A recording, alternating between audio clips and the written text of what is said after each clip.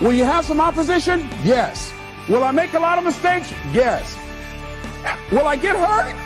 Yes. Yes. See, a lot of people won't try anything different in life because they don't want to get hurt. Let me tell you something. It's too much pain to duck. As you look at your life, ask yourself the question, what would your life be like? What would your life look like if you decided not to care what people thought of you? What would your life be like if you decided to give up some of your fears? What would your life be like if you decided to become courageous? What would your life be like? If you decided to act on your dream, if you did what you felt in your heart. You know what courageous means? Tom Ruskin and Randy Reed said. They said that courage comes from a French word which means of the heart. How does it feel to you? He says it's courage, you know, it takes courage to live. Says most people go through life not allowing themselves to step out because they don't want to let go. They don't want to be blown around. They don't want to be moved. The courage to face life's whirling wind of contradictions. The courage to love yourself. The courage to love. For years, I was afraid to love. The courage to take a chance. The courage to be who you are.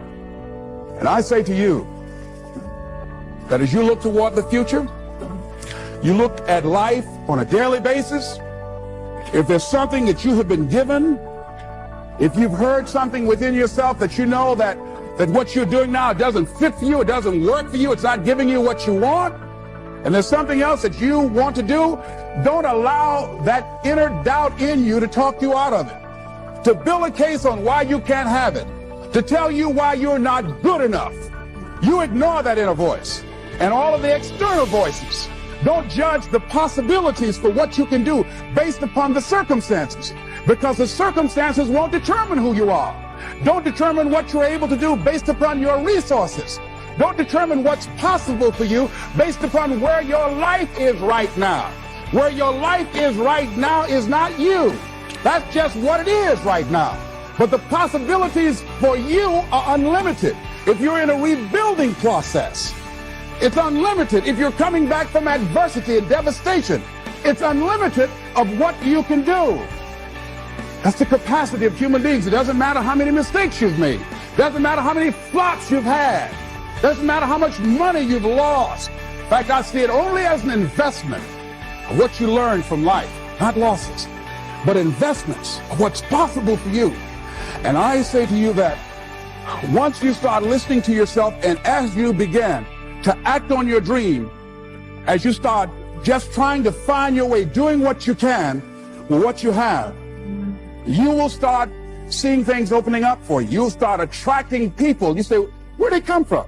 Things will start coming together, clicking for you. You say, whoa, you start brainstorming. Ideas will come out of nowhere as you focus on it.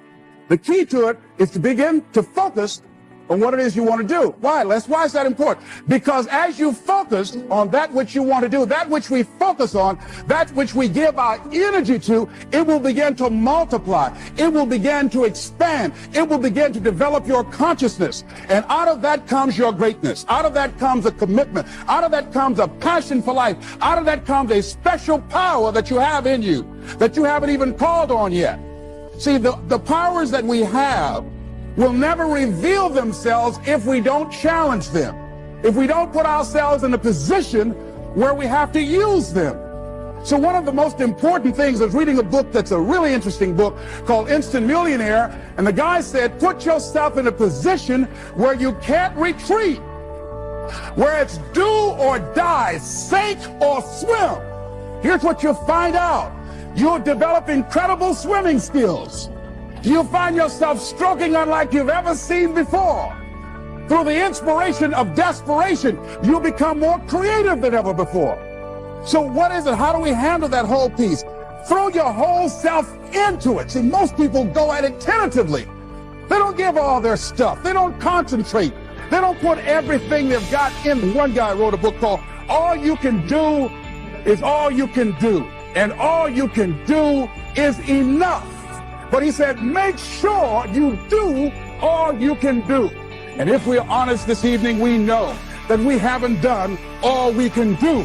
So as we look at the future, we can decide that from this day forward, as I look at my personal relationships, if I look at my professional relationships, if I look at my family relationships, if I look at all the dimensions of my life, looking at myself mentally, emotionally, and spiritually, I'm going to do all I can do to develop me, to bring my talent out here, to make a contribution, to